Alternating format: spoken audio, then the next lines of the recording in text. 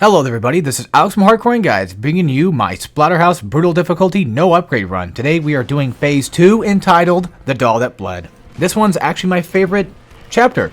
For those that have actually watched my Splatterhouse guide, by the way, I did do a Splatterhouse guide years ago. I actually have it on my screen right now to kind of keep up with all that. I give it a 3 out of 10 difficulty originally. I don't know what I would give No Upgrade run. I know it's kind of early to say, but maybe like a 5. I don't know. It's definitely like a point or two above what it originally was. And again, I know it's kind of early to kind of give points, but we'll see what I end up giving it. And yeah, this is my favorite one because it actually introduced me to a song that I didn't know I would actually end up liking, which that's kind of like a lot of what this game did. Is it showed me songs that I never heard before that I kind of end up liking. I mean, I already knew about Five Finger Death Punch with, Dying Breed, but that song that's used in the Doll Boss, Hollow Ground by The Haunted. I think it's a really good song. And then if you let the song go through, they have to use another one, and they use Calvera Conspiracy, and it's the Kill. I think it's just called Kill. But yeah, so I got lucky with the Kill. Speaking of kills, I got lucky with the Kill last time, the execution move. I might just call them Glory Kills. I know that this game came out before Doom Eternal, but hey, you kind of subsidize doing it, or that's probably not even the proper word for that. Also, can I just say real quick that Rick's shoes are just great looking. They look awesome. I always love his shoes. I love his design. I think it looks great in this game. And, yeah, so this is the problem with, like, going on different topics. It's like it just completely frick the other one. I'm trying to think here. Something about difficulty. No, I think I already explained all that. I don't know. I mean, there was the songs. It was Kill, I think. Or You Must Kill, one of the two. I don't know. Whatever it was I was talking about, I apologize for forgetting, but that's just... I need to stop doing that. If I'm going to talk on a topic, I need to finish that topic and just get over with and stop trying to jump for them, because I know for sure I'm going to forget. If anything, maybe it had to do with the arms. I might have gotten lucky. I think that's probably what I was talking about, too, was I got lucky with the arm. Oh, the Glory Kill thing. That's right, yeah. So, I'll probably call them Glory Kills. I don't know, or Executions. I'll probably just kind of go between them. Something else to keep in mind is if you happen to break the fence when you're inside these 2D sections, which I love these 2D sections, by the way. I like the old Splatterhouse games. This copy, the rebooted game, comes with the original 3. And I do have Splatterhouse... God, what the fuck is it called? It's that Japanese game. I forget the name of it. I'll have to look it up. Actually, I can probably do that right now because since this is not really like much of a guide. Yeah, you're gonna hear some clicking, clacking here, but should have looked it up on my phone, but that's fine. Since it's not a guide, I don't have to be that. Oh yeah, it's Wampaku Graffiti. That's what it was called. It's I forget what it comes with. There's like a God damn it. I think it's one of these collections that you can get somewhere, and then it kind of comes with it, and I forget what collection it was, to be honest with you. Anyway, so I've played that a little bit. It's interesting. I don't know any other Splatterhouse games. I think there's only just these, as far as I'm aware, but the old Splatterhouse is pretty fun. I love Splatterhouse 1. I've never beaten any of them, really, but because I suck at arcade games. That's just the case for me. And yeah, I like 1, 2, and 3. I like 1 the best. I think 3 is still pretty good. Hell, I even still think it's a really good horror game, to be honest with you. I still think it's kind of creepy and just unsettling, and I like that a lot. I think that's really nice. This game, though, as much as I think it's great, and I think it's an awesome beat-em-up, and kind of in the category of hack and slash, but I've always kind of just considered a beat-em-up. It's pretty much just a beat-em-up that happens to wear the skin of a hack and slash, practically, I guess you could say. But it's still up there with the greats, in my opinion. I still think Splatterhouse is just amazing, and I loved going through this. Also, something about these little turds is they can chop off your arm, and that's not good. If you want to get it back, then Splatter Siphon helps with that. And you could also use your arm as a weapon if you wanted, so something else to keep in mind. There is an upgrade in the game that you can get that allows you to rip off their arms and use it as a weapon too, but of course, since this is no upgrade run, we're not doing that. And unfortunately, these guys do not have a glory kill that allows them to get their arms ripped off. That's just more so like the zombies and the mid-sized enemies that do that. So, in this game, there's like small, really small, which are like the ones that die in 2 hits. But then there's also like the blue ones, and I don't know exactly what I'm going to call them. I might just call them like blue enemies or something, just to make it easy to kind of separate them from whoever. And these guys, you know, they're just going to be Terranoids, because that just, I think, makes the most sense. So this room, something to keep in mind about this room particularly is if you happen to die in any of these puzzle rooms that are coming up, I think there's like 3 of them. There's either 2 or 3, I don't remember exactly. If you happen to die in any of them, you will go back to this checkpoint, and it sucks. And it's just such a long, big checkpoint that you have to go back to, and I hate that, personally. That's, I guess, one gripe I can say about Splatterhouse, besides, like, some of the levels I just don't like. Yeah, there's a few chapters I don't like. One of them being the clowns. I don't like the clown one. I hate that one. And it's not because of, like, some strange fear of clowns. It's just because I just absolutely... I fucking hate them. They're so damn annoying. Because they spit fire, and they have a stun lock ability that allows them to spin around on you and just stun lock your ass. And it's just not fun to deal with them. They're some of the worst enemies to fight, and I know that... I'm pretty sure the devs did that on purpose, just to piss everyone off. So, yeah. Also, I would love to have a Splatterhouse 2, or at the very least, just report this damn game, or remaster it, shit. You know, because it deserves a comeback. It's much like it's like in the same vein as like Dante's Inferno, where I feel like there's enough people that really like it, that have like, it kind of has like a cult following to it, that I personally feel that if it came back, you know, and maybe you might have polished it up a little bit or something, that it definitely would maybe make some money back. I don't know.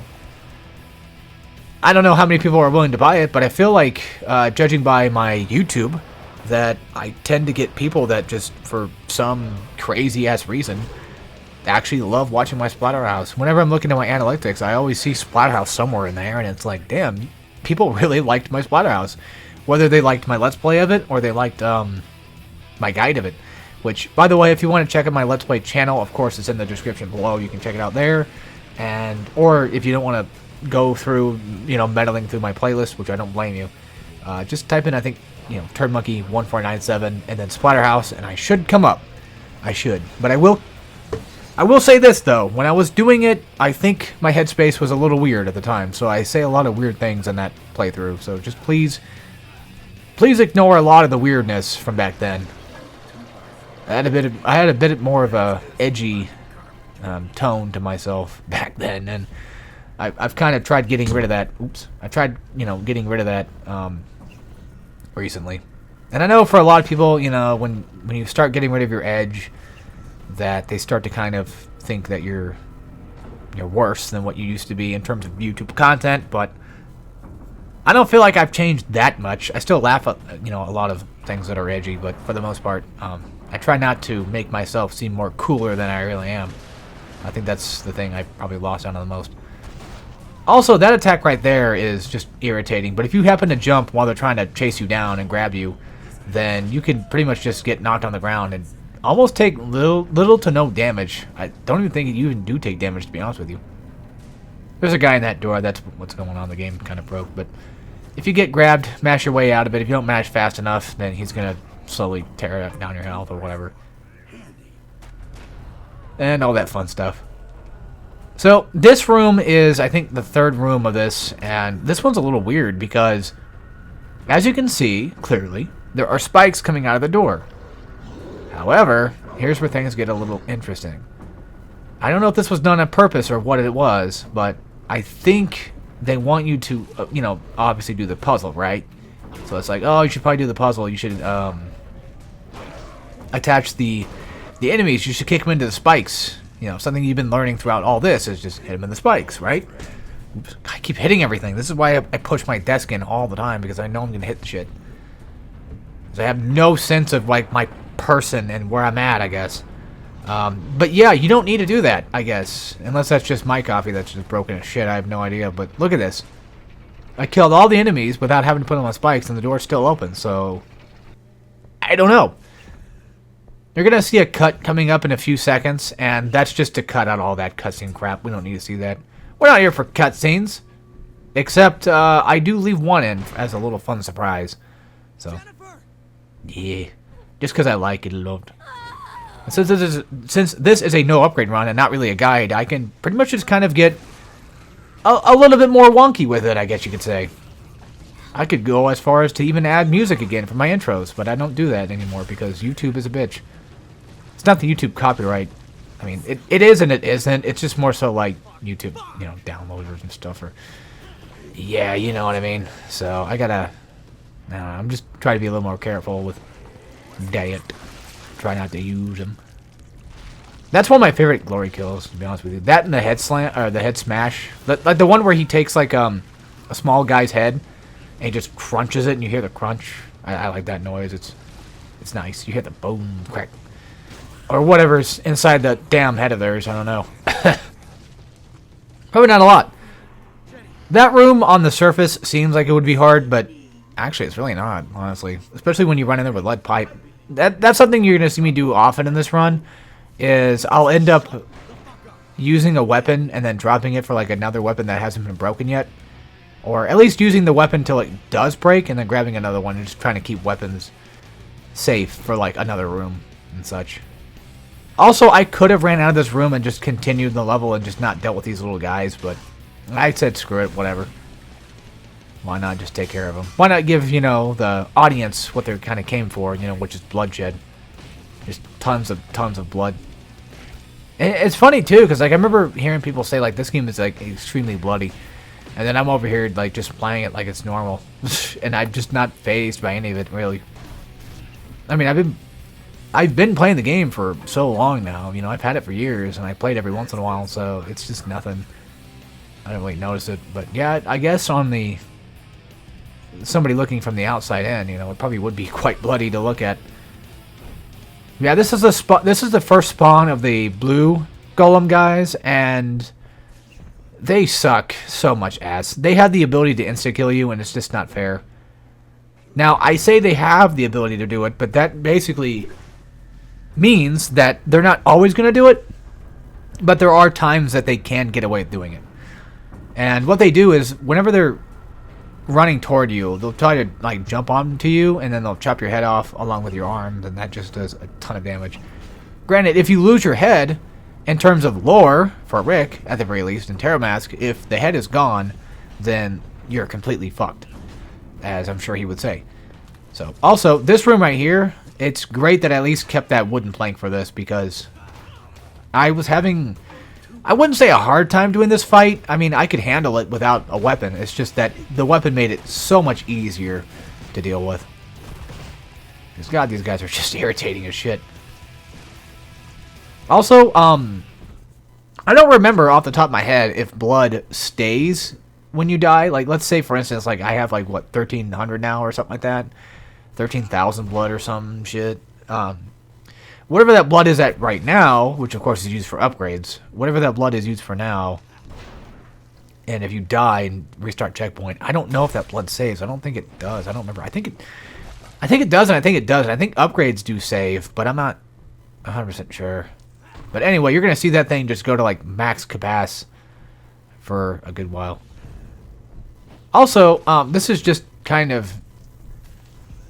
I don't know if I'd consider this like a small brag or whatever it is. I don't really know, but I'm not trying to. I'm just curious because I tried looking up if anybody's done a no upgrade run of this game, and I didn't find anybody that did. I'm going to go actually relook right now just in case, because I don't know. I don't feel like anybody's actually fully done a no upgrade run yet. There might be people that have done like maybe a no damage run, but I feel like this game doesn't get played enough, so that would probably be why no one probably actually... bothered with it. Let's find out. Yeah, I don't see anything. I'm getting Doom. I'm getting God of War. I'm getting the new God of War, for God's sakes. I'm getting all bosses from Splatterhouse. I don't see anything, so I don't know. I mean, it could just be because like YouTube is changed now, where like the algorithm might be kind of a little fucked. I have no idea what that is. Let me go check on Google, which I know is also a thing that has been changed, where the search bar sucks too. This guy says he beat the game on Savage difficulty, and on my second playthrough, it won't let me press. Oh, he's having trouble with actually upgrading, so that's something else. I don't see anything. I think I might be one of the few people that have done it, or at least in the very, very likely chance, one of the few people that have actually recorded me doing a Splatterhouse no upgrade run. Also,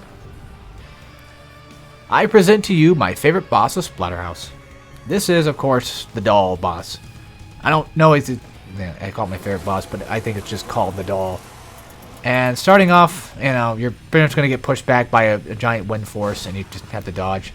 I try to be all cool-like and try to dodge everything, but then I end up getting hit. Don't worry, I'm usually pretty good at that spot, or I'm pretty good at that part, but I ended up just making myself look like a goof on air. Once everything's kind of done and over with, you just kind of run up and start going for attack. I could just cut up my commentary here, to be honest with you, just kind of let you guys see it, but I don't know. I don't know how fancy I'll do it or not. So, this part of the phase has a lot of interesting attacks. Whenever she moves her leg, you'll take like a hit, but you won't take the damage from the hit.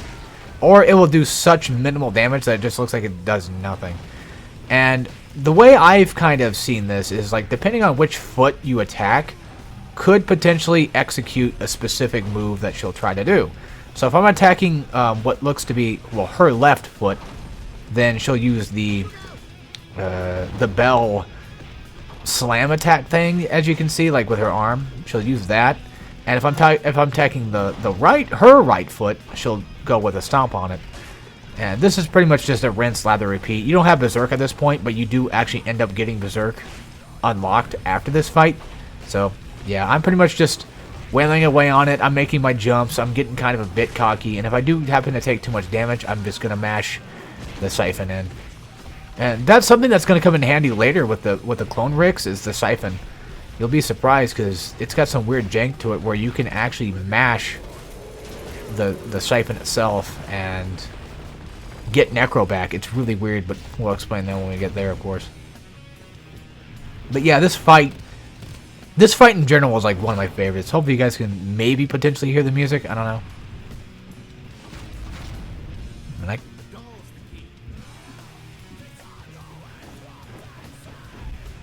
yeah, I can hear it. Okay.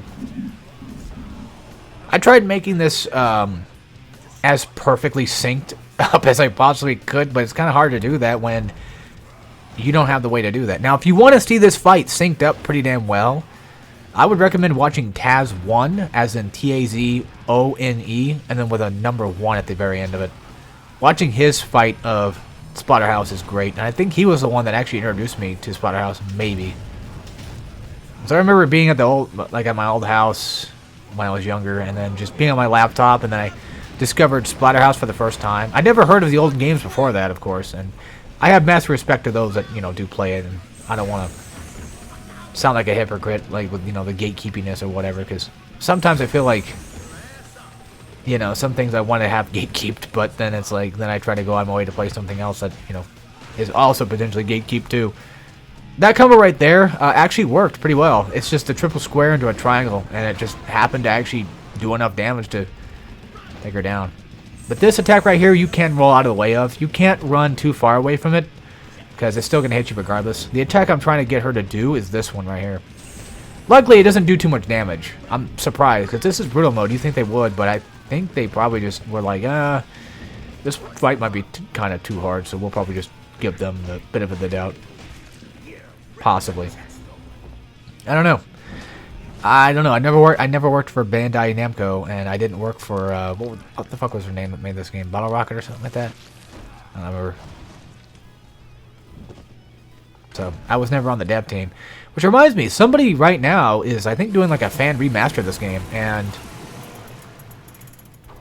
it looks pretty nice. At least they're doing some random things that they're doing to it, where the Sputter Siphon now has like bones that come from the ground, and it's pretty damn dope. And that's what I mean. Like, I would love to see a Splatterhouse remastered, but actually add some things too that actually make the game a little bit more cooler looking too. That'd be like small, minute changes, and then of course patch up some things that are just a tad bit weird.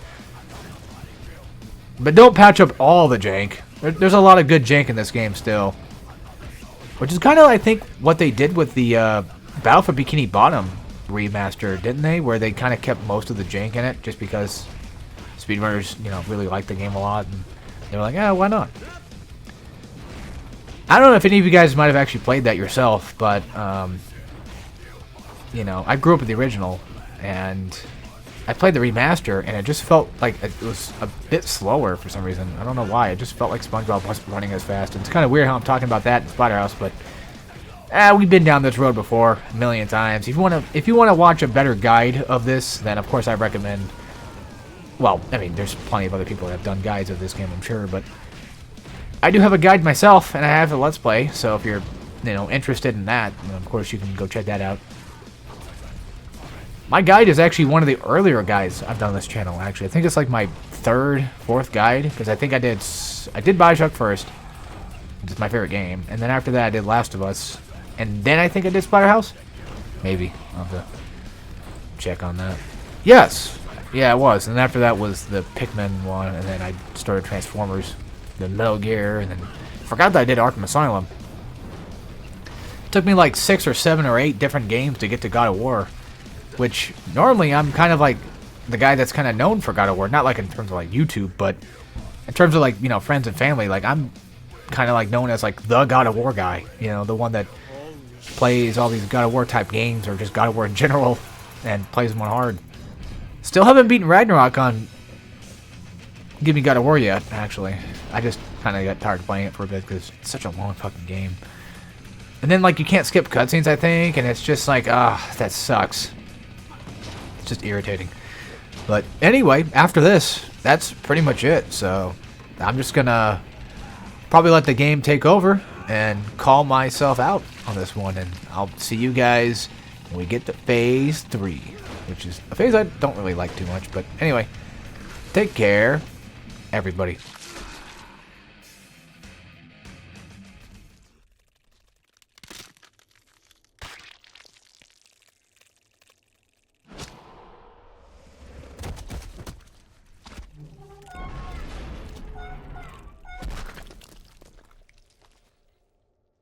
Ain't your mama